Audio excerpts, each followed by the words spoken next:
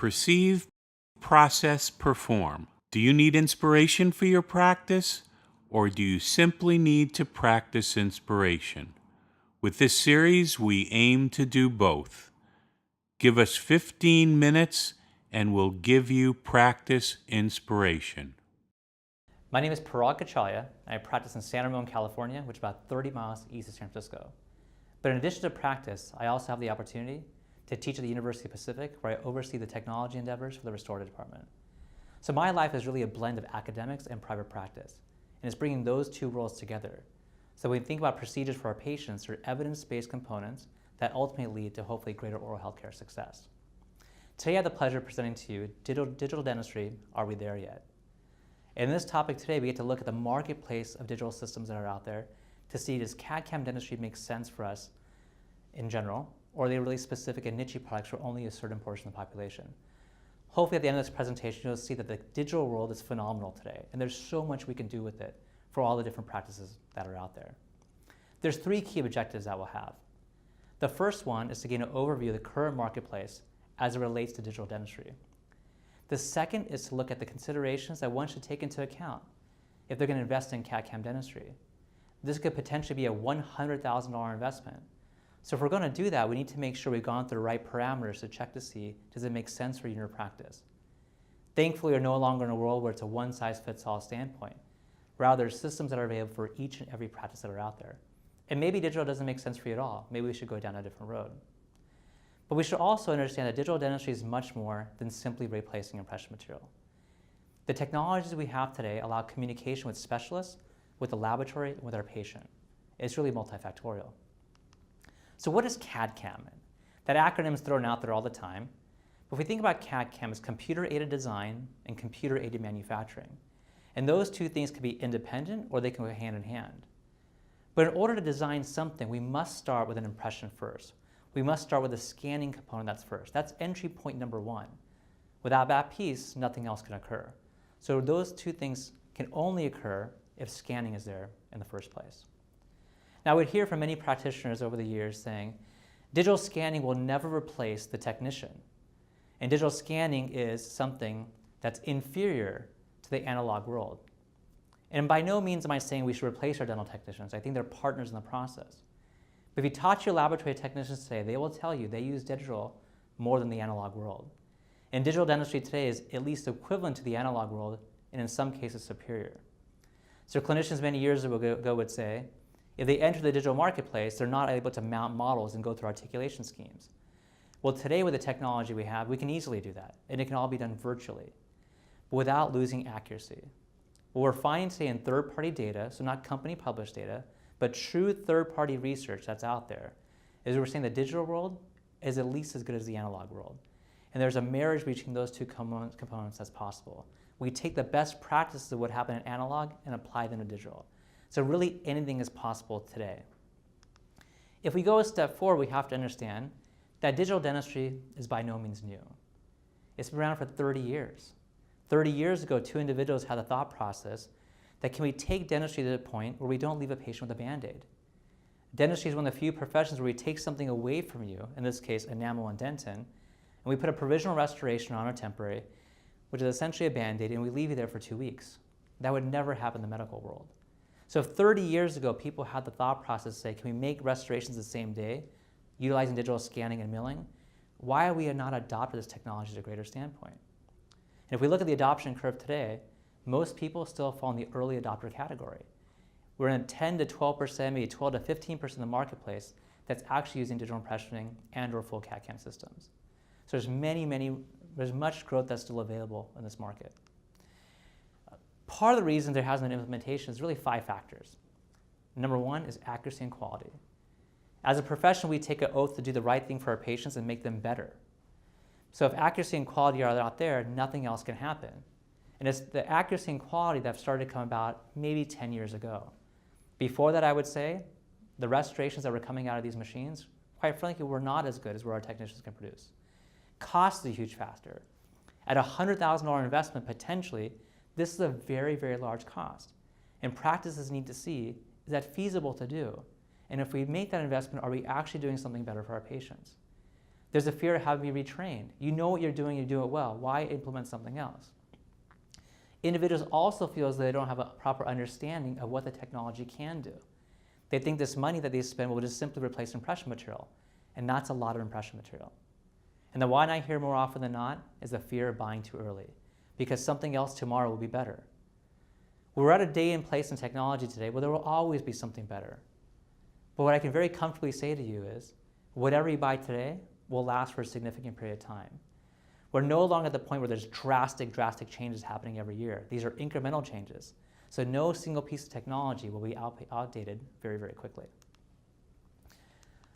Along those lines, people are starting to implement digital. And we've gone to a place today where we take one of the biggest laboratories in the country, and in 2012, they were processing roughly 1,100 cases per month in a digital standpoint. And by 2015, in June of 2015, they're doing 8,700 cases per month.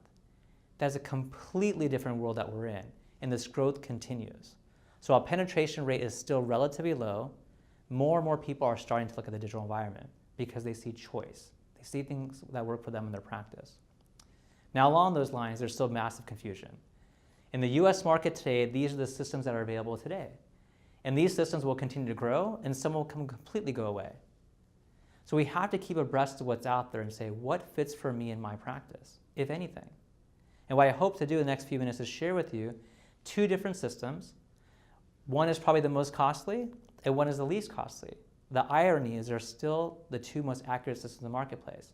So cost is not necessarily tied to accuracy. Cost, however, can be tied to features and what might want to be integrated into practice. When we look at digital, there's three things we should take into account. Number one is better oral health care. Number two is patient experience. And three is productivity. I believe in a digital marketplace, our patients will have a better experience, will have better fitting restorations, and our productivity will increase because of predictability. That we'll be able to deliver restorations time after time with minimal remakes and high levels of accuracy. Now, the sad part about dentistry is 89% of impressions that are sent to a laboratory today in the analog world have significant issues. And that's a sad place to be. As clinicians, we want to have a marginal seal of somewhere between 25 and 50 microns. Yet 89% of what goes into the lab is not where it should be, because the impression is actually something very difficult to do. So this is what an impression should look like. And there's many high quality materials in the marketplace today that can give you an impression like this, but it's all about soft tissue management. And digital is not the panacea to solve impressioning in terms of poor impression technique. Impression material will flow places, optics do not flow.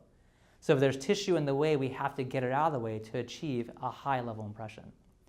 Unfortunately, what we see going to laboratory are impressions like this, where there's no distinguishable margin and nothing that can appropriately be sealed. Yet restorations that are fabricated from impressions like this are delivered to patients' mouths every single day. And I believe we can do better as a profession. And digital dentistry can help us get to that point because we see things highly, highly magnified. Now, if you look at ADA's third-party data, they did a beautiful review back in 2014 to early 2015. And they examined all the major systems in the marketplace. And the 6 systems at the time, they culled through the data and said, which are the 2 most accurate?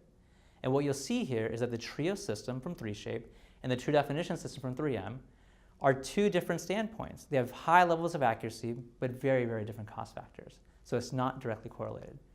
The good news is that every system in the marketplace is clinically acceptable. There's benefits to one and drawbacks to the other. Everything is clinically acceptable today. However, there's a couple that stand out.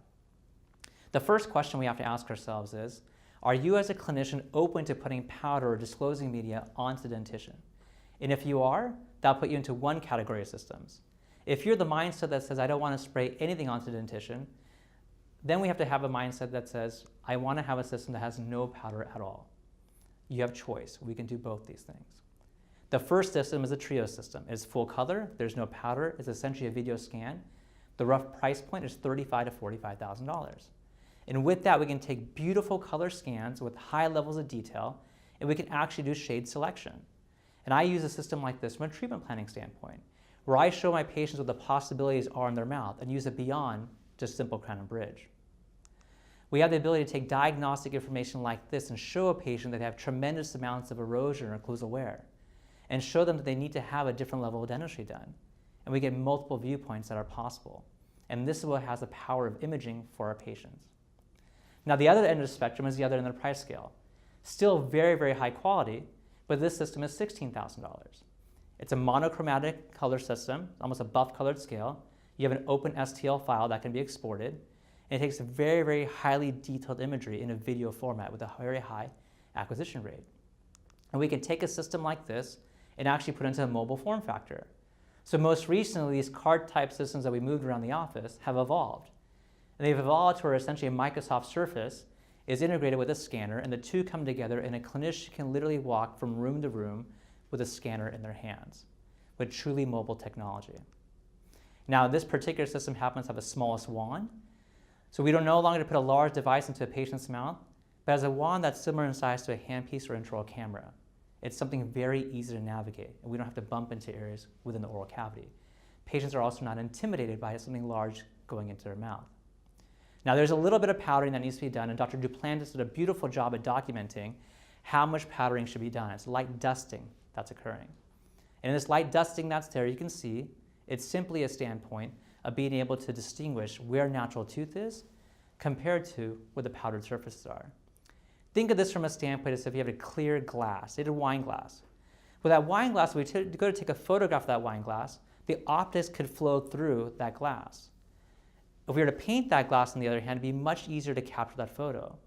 Well, teeth have translucency. And because teeth have translucency, they're very, very difficult to image. So the optics have to be a high level of optics, and with that comes cost. On the other hand, we can powder or have a disclosing spray that's there, decrease the cost in the optics, therefore decrease the cost to the consumer. Both options are available, but the powdering is very, very light. And with that, we can get high levels of detail, high levels of imagery. Any technician anywhere in the world can make a restoration on this tooth. And they can make a restoration with a marginal fit of 25 to 50 microns. The thickness of a human hair, that is the level of precision we can have. At the same time, it's a beautiful educational piece for the patient as well as a clinician. As clinicians, we can look at our preparations. If we see issues, we solve those issues day one. We don't send it to a laboratory. We solve the issues day one and then send it to a lab so the lab can do the best job they possibly can with highly detailed data. The take-home message is really threefold here. Practitioners today have choice. There's many, many choices that are out there. And more choices will come out. We're no longer at a point where there's one size fits all. You have to understand for yourself as a clinician, where do you want to enter the digital highway? Do you want to start with just scanning? Or do you want to do scanning and design? Or do you want to do scanning, design, and mill? They're all options for you at all different price points.